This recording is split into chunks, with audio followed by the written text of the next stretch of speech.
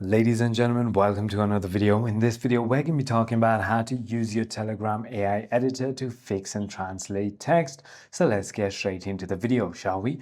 The first thing you want to do is simply go ahead and update your application. So simply go to your App Store or Play Store and search for Telegram. Once you've done so, you want to simply go ahead and update your application.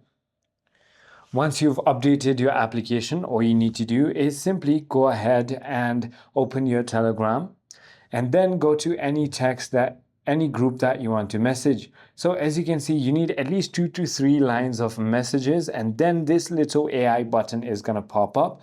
All you need to do is simply tap on that, and this is where you can make it formal, short, tribal, corporate, biblical, Viking, Zen, and so on. You can also translate it to any language if you want to, and you can also fix it if you want to. So it is as simple as that. Click on apply and it will simply go ahead and do it.